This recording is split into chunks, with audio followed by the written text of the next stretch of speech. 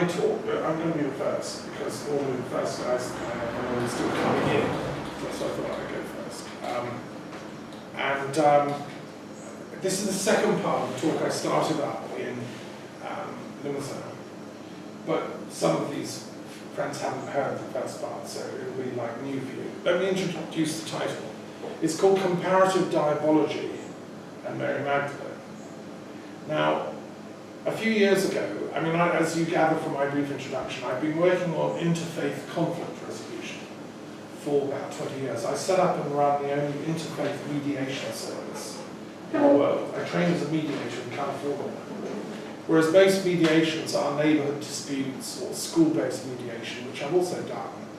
I set up the first one that deals with interreligious disputes through a unique series of circumstances, which included going to the Vatican and being involved in a big interfaith conference with the previous Pope, John Paul II, and meeting and realizing religious leaders actually don't know how to solve the conflicts, and therefore, in a sense, they need external academics and philosophers to help them. So I set up the Interfaith Mediation Service, and since then I've dealt with lots of different interfaith mediations. And Wendy, you were part of the original training team. I was. In Oxford, way back in '95, wasn't it? And you know, it was very inspiring, but we never realised quite how many religious conflicts were going to start popping up everywhere. And so the work has sort of developed on from there, and then with a particular interest in the Middle East, which seems to be the maelstrom at the heart of it all. Obviously 9/11 happened, which I found shocking and inexplicable in current narrative terms, so I'm writing the first academic historical study of 9/11, 900-page book, which will be published later this year. You know, professional, thorough review of all the literature and, you know, all the different conspiracy theories and blah, blah. So, yeah, what's going on in the Middle East? Who actually is doing all this stuff, and why, and to whom? Well, on analysing it all, what became apparent is, and watching people being burned alive in cages or being beheaded, or, you know, the brutality and sheer lunacy of this, they're all calling the other guy the devil, right? So the justification of this is that those Westerners, those Occidental, those Americans, those whatever, those Jews, you know, those Zionists, they're the devil, so we can do this, because they're working for the devil. And then on the other hand, Westerners, you know, and the Mossad and the Jewish Defense Forces are being pretty brutal to, you know, Palestinians and whoever they capture, because, well, they are actually the devil. You know, I mean, they're really like not quite human. So, you know, some of the real hardline attitudes to Arabs and Palestinians is pretty extreme. And so Blair and co. justified the invasion of Iraq because Saddam Hussein was the devil, he was demonised. Now they've done it with Assad, who is not a very good devil, because he actually seems to be, you know, very intelligent, articulate, and, you know. But so the question of the devil as a target for demonization in conflict, causation, interests me as a scholar. And if you trace it back to Islam, Muhammad absolutely 100% believed in the devil. The Quran is full of warnings about Iblis, which is their name for the devil. And the whole story of the fall of man, the being kicked out of the garden, and the redemptive need for, therefore, Islam is to get back to before we fell and undo the terrible arrogance of Iblis. The Yazidis don't fit into that plot because they have a backstory that they say is older than the Quran, and that Iblis wasn't actually a bad angel, he was a good angel. And that he was the only one that said, no, I won't worship this little human of clay because I continue to worship you, O Lord. And according to the Yazidis, he was the most pious angel of all. So, but the other Muslims say they're Satanists who worship Satan. Now, come to Europe, go to certain parts of Paris, and you'll meet practicing Satanists who have, and London, who have a very similar story to the Yazidis. They believe that Satan has been totally misjudged and wronged. The Bible is a distorted patriarchal document, misogynistic, and that Lucifer was actually the light bringer, and that Satan is the good guy in history. And if you talk to Wiccans, I have many Wiccan friends, they say that the Gospel of Aradia was the founder of modern Wicca came down to Tuscany, founded covens, and was the daughter of Diana and Lucifer.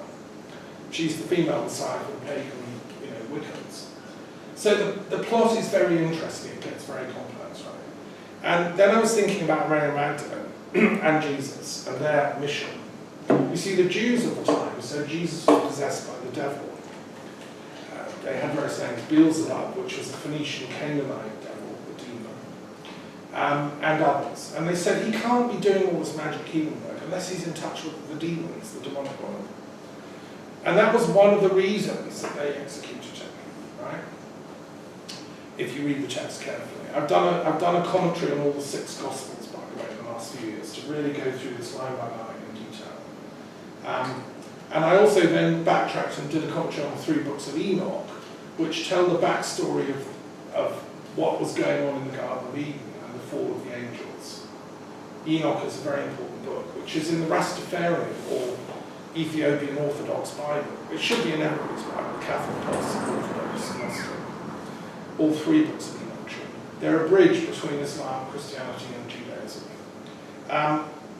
So anyway, all this now, you see, what was the private conversations going on between Mary and Jesus? Mary Magdalene and Jesus, when they were alone at the end of a hot, dusty day, and they walked for miles, and they'd done their healings, and they're alone. Did Mary turn to Jesus and say, are you really working with the devil? Is he inspiring you with stuff? Or did Jesus say, oh, come on, Mary, let's move on beyond that kind of discourse. Let's be a bit more sophisticated. Because we have clues that they would have had these conversations, because according to the biblical text, he had exorcised 7 demons out of her. Now, we had somebody talk at the conference up in Lindesand explaining that, I think it might have been Joan who said this, or I can't remember. I don't know what you're going to say, so... Okay, somebody said that there weren't actually 7 demons, it was an alignment of 7 chakras between the 2 of them. That was you. Elevating you explain the light consciousness, yeah. I'll let you explain it in your own words when you're talking. But what we do know is that there was the question of the devil was lurking in amongst the group and among the opposition, So really, I thought I would explore this notion of comparative diabology, which is the term for the scientific study of the devil in all religions and all philosophies, which has never been done before. There have been a few books on the devil, the history of the devil, but they tend to be from a particular angle. I'm just suggesting we have a new science called comparative diabology. We look at the devil in Zoroastrianism, Islam, every different tradition, Judaism, Christianity. I mean, I've discovered recently in doing some research for a talk in Czechoslovakia on comparative diabology that Scientology believes the devil was a great outer space being, a wicked being, who's imprisoned in a cave in the Pyrenees Mountains. The magnetic mountain in the Pyrenees, yeah. Do you know where it's supposed to be? And in the Bucharest wants to go. Okay, well there we are, so we can argue over which one is in, but there is some cave with the devil in it, so be careful. Yeah, this is the theory. Yeah. I've noticed in the chat, I think it's in the apocryphal Gospel of Philip. Hang on, let's just do one conversation at a time. Is that right? You can work out which cave he's in, but Scientologists literally believe the devil is somewhere. The galactic board. Yeah.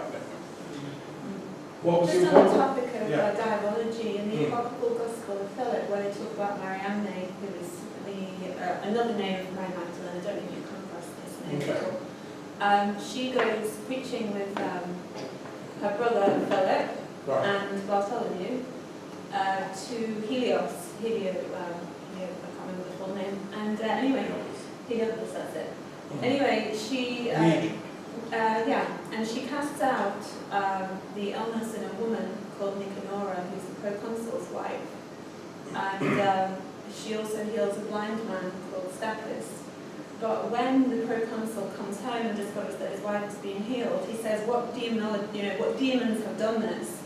And he goes looking for the 3, and they are taken to the temple, where they are, well, 2 men are stripped and they're hung upside down by their ankles to check them for magical charms. So this idea of, healing being a demonic thing was out there in apocryphal literature. Yeah. And I don't understand how that can be possible. Sure. How can it be an evil thing to heal somebody? Well, if someone Okay, doesn't let's But leave that someone wants question. to be sick, that's Yeah. actually a very good point. Yeah. Yeah, very good point. Yeah. Okay, let's leave that question hanging there. It's a good question. And going to leave it hanging there. I think James just provided the answer. Sure. Some people are attached to being ill. When we think of people that are attached to their illness, that's what gives them their energy, right? That's how they get energy from other people. Yeah, because they're ill, they have to do something. Yeah, I met a few people like Or that how her actually. husband kept her under the phone. Same thing, yeah. Yeah. Right, okay, thank you for that interjection. I'm just going to go back to the main talk, if I may, and get through the sequence of things here. So what I'm continuing on from what I was doing with MMSA, I'm raising certain issues that are of interest to Mary Magdalene's studies, and then I'm going to give the equivalent field of comparative diabology where it overlaps. Right? So, number 21, we did the first 20 up in MMSA. Number 21 area of Mary Magdalene's studies, which are enumerated in my book, Bibliography of Mary Magdalene's Studies, which you're welcome to pass around and look at, is the question of Black Madonnas. It overlaps with the question of Mary Magdalene's Studies. You know, what are these Black Madonnas that are found? Often a lot in France. Are they Mary Magdalene? Who are they? And it was a customary thing to recite from the Song of Songs on Mary Magdalene's Day, which invokes the beloved as black in Solomon's Song of Songs. Because the Queen of Sheba was supposed to be black, coming from the south. And Mary was equated to the black bride in the text, so why is that? Anyway, how does that overlap with comparative diabology is that the devil has traditionally often been seen in racial terms. If you go back to the history of, the devil is often a black man. And it's very interesting, the voodoo gods of Haiti, which I've done a lot of research on, they have very colourful devils. But they don't regard them as devils, they regard them as Baron. They call them Baron Cimetière, is the Lord of the Dead. And he's a very elegantly dressed black man with a white suit and a cane. And he conducts you into the underworld, you know. And so during the great festivals of the Voodoo Church, which have overspilled into the South in America, you get people dressed up in these characters. So there's a fear among white people, used to be, of the black person as the devil, and of voodoo. Now, some people may or may not know that when the Haitians had their revolution against France, a group of voodoo priests actually did a curse on the French and invoked the devil, although they regarded it as God, to destroy the power of the white man. And it worked. The Haiti got independence. But, it's not thrived as a culture.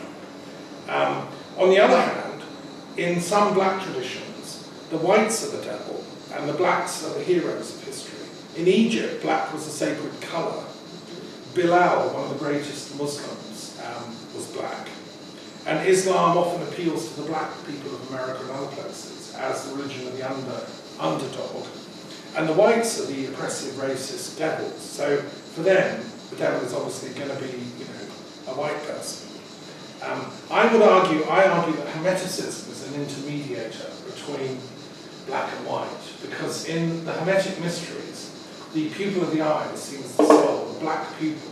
So we all are black in our eye, which absorbs the light, which is white.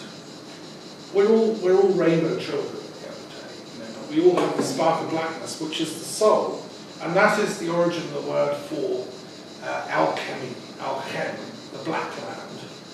Black magic is knowledge of that depth from Egypt.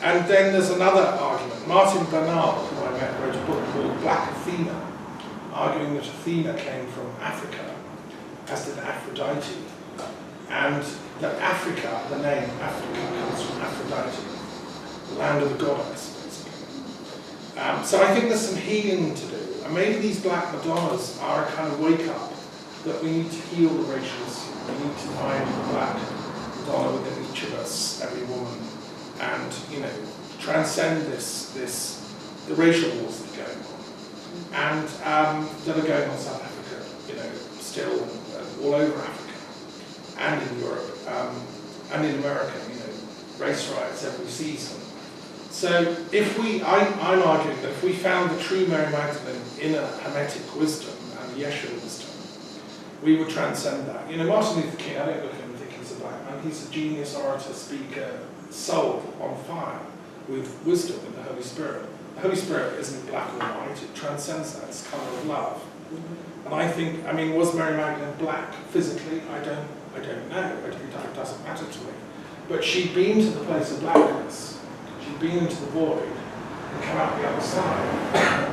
And that's the important thing. So, you know, Gnostic wisdom is deep enough to cope with the void, the shunyata experience that Buddhists talk about, but then come out the other side. And Nagarjuna, of course, the great teacher of shunyata and Tibetan Tantra, you know, is very happy with Kali, the black, you know, consort of Shiva, right? So anyway, there we are. That's one thing to talk about. You know, is the devil needs to be befriended and worked with, like Kali does, because Shiva actually is the devil.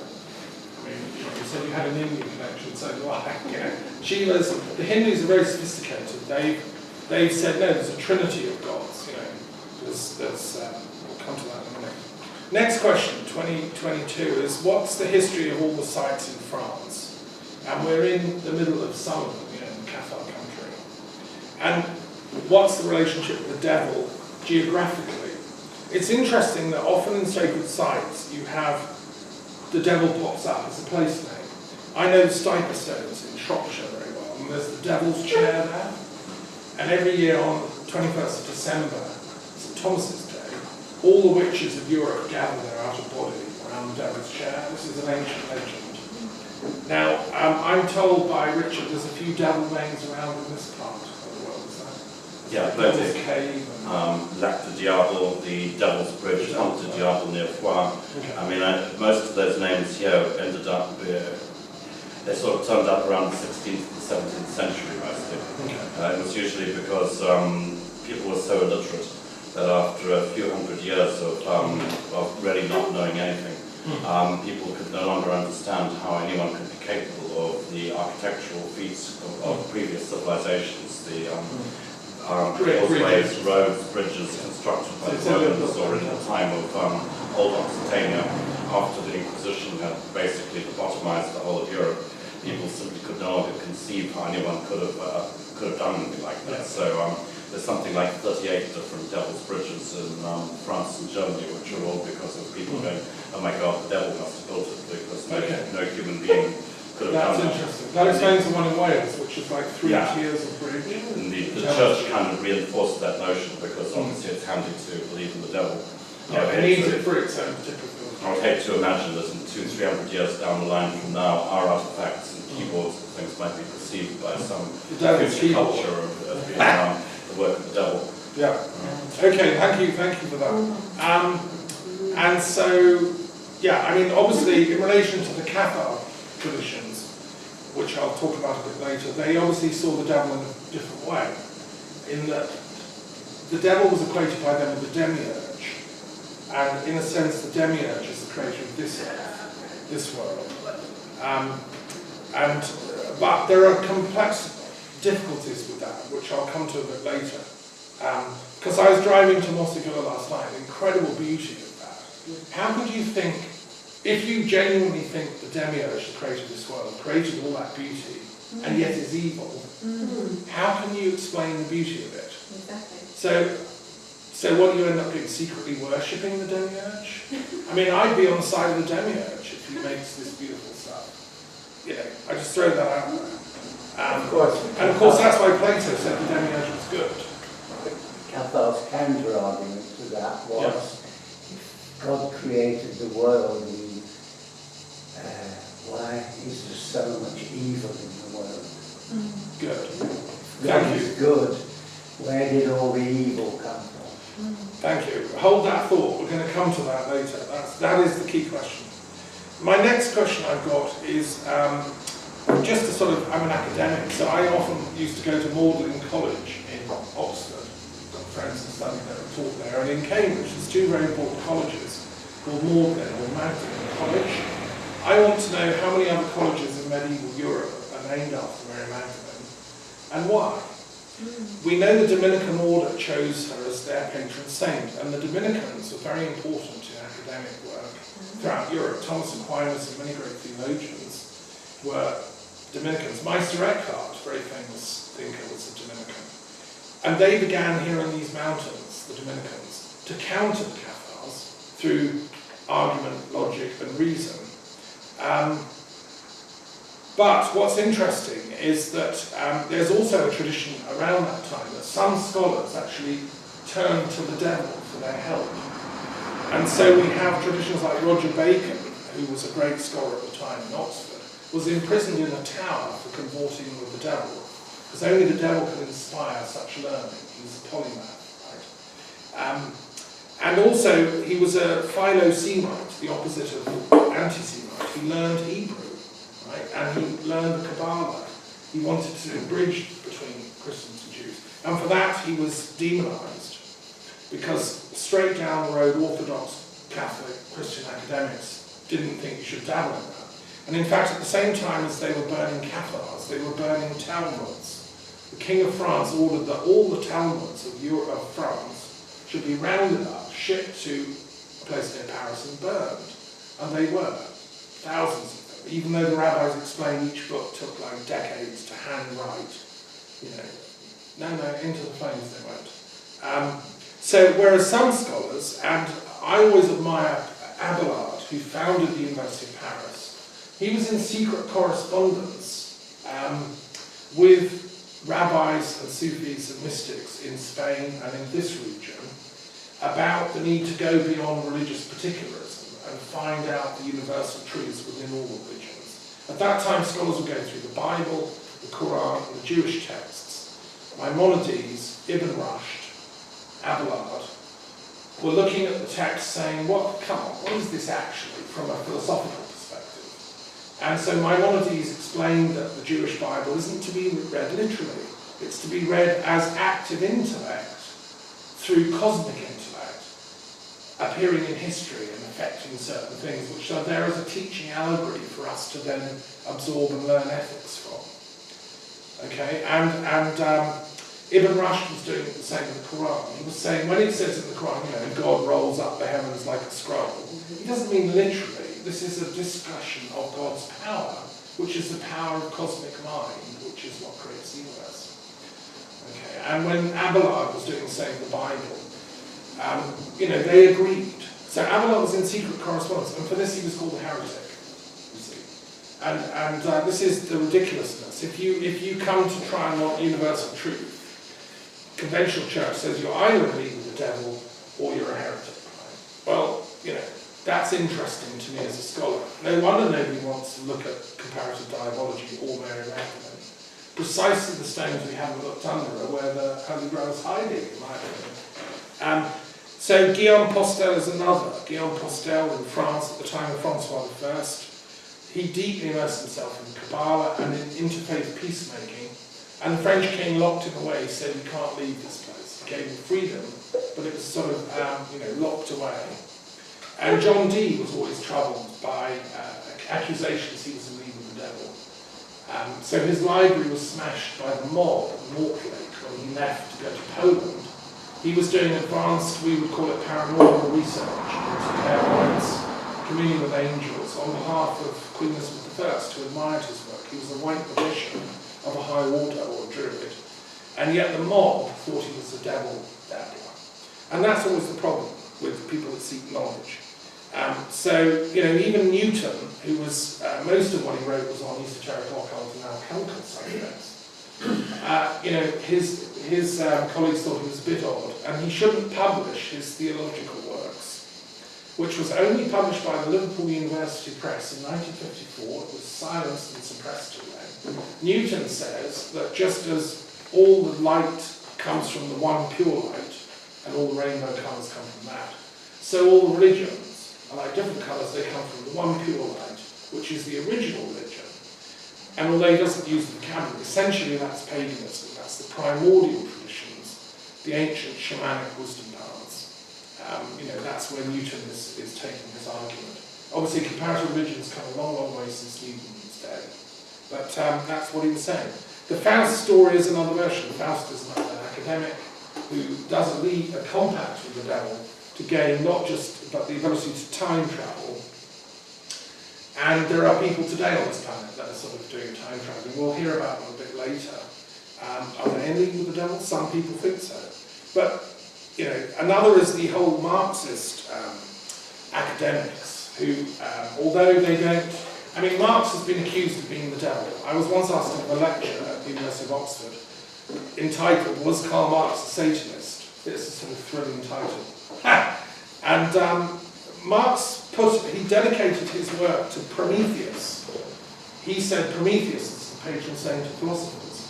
And Prometheus, the light bringer, the one that brings fire, you know, is like the Greek equivalent of the devil. And God, Zeus, hates him because he's given knowledge to mankind. And Zeus didn't want that. And so, but Athena, the goddess of wisdom, is secretly the lover of Prometheus. Most people don't know that. That's a bit of backstory in the Greek myths they're not told. So the goddess of wisdom and Prometheus, you know, I'm on their side, basically. And so was Marx. So I recognise a fellow kindred spirit, a polymath that wanted to give knowledge and wisdom and enlightenment to everybody. And, you know, for that you have to break the power of capital. You have to break, you know, the link between capitalism and militarism. Now, to me, that's the real devil that has to be opposed. Not those people that are trying to oppose it. Seems to me the devil has actually always been the lord of the underclasses. Marx also says there will come a time when the working class, the underclass, the lumpen proletariat, will attain equality. And, you know, where I think he went wrong is by leaving spirituality out and trying to explain all this as an economic, material process. That was a flawed epistemology, as far as I'm concerned. So in my work in transpersonal history, my PhD, I've tried to put the spiritual bit back into it. And that work is continuing. Freudian academics also have a role on devil studies, and Freud himself had an interesting relationship with the devil. I've been to his study in Hampstead where he used to give clients his therapy, and his desk is full of Egyptian gods and goddess statuettes. Freud was a collector of Egyptian gods and goddesses. And, you know, he was very interested in ancient paganism, which is why he liked Jung to begin with, before they fell out. It was really a love affair that went wrong.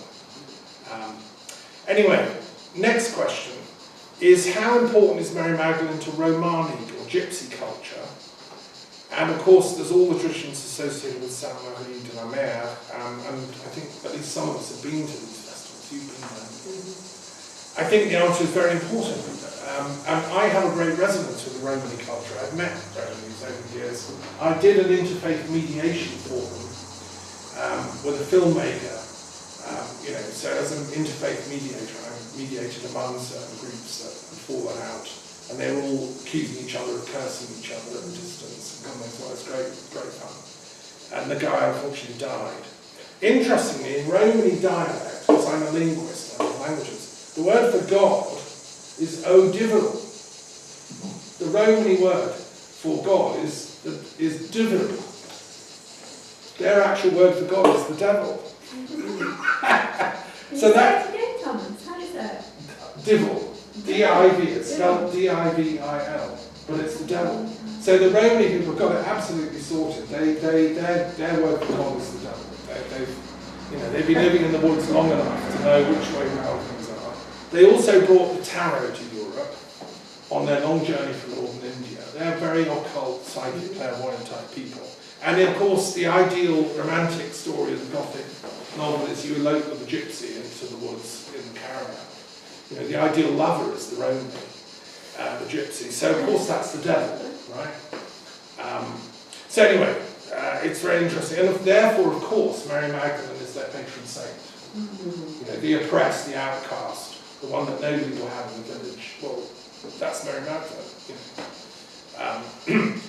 Okay, so among churches in Africa, how important is Mary Magdalene? Well, we're talking the Ethiopian church, which is very, very the most ancient of churches. It has the Book of Enoch in its Bible. I wish there was a Rasta, an Ethiopian Orthodox guy, sorry, what was your name? You've come and joined late. Hello, I'm Ezra. Isra. Ezra, Oh, Ezra. as in the Bible. Oh, right, okay. Well, we kept a place for you. Oh, thank you very much. I'm doing the first talk, and then we've got a sequence of talks. Excellent. You know, take your bag off and grab a drink of some kind. Yeah. Okay. Yeah. Okay, so, you know, that's the topic for future research, and I think the black churches go in for exorcism a bit more than the white churches. You go into the average white church, everyone's sitting politely, bobbing up and down with the hymn book. In the black churches, you've probably got exorcisms going on in one corner, you've got healings going on there, you've got somebody being baptised, you've got somebody making lunch, you know. It's all a normal day's work, and it's interesting.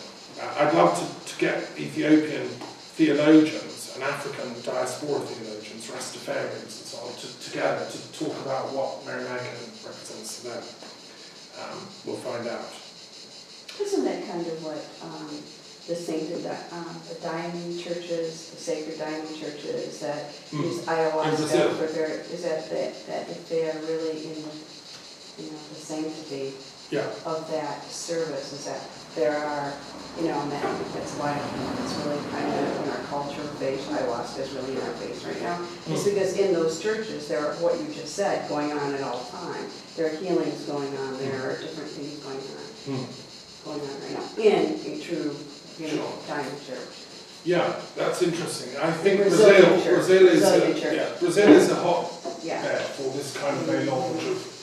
What's going to come out of And the they global do believe that spirituality? they bring the demons out, so yeah. Yeah, and through the ayahuasca trip, you confront your demons, you go beyond them. Hopefully, if you have a good guide, and you know she knows what they're doing.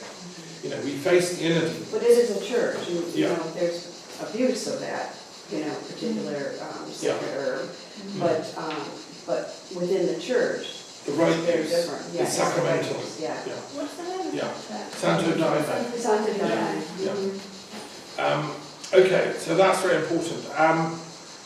I've got questions also, the question of the Arian and Nestorian churches, which were in Asia.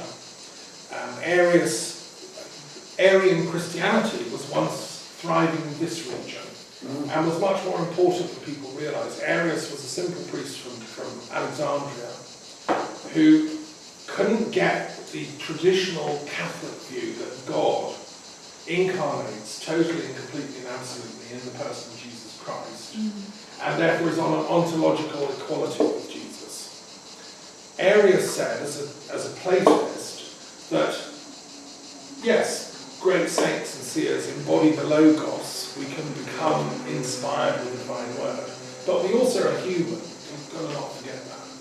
And therefore, he said, no, God the Absolute is higher than the person Jesus. Might have come into him sometimes, like, you know, some people call it the flash of the real, right, might have come into him.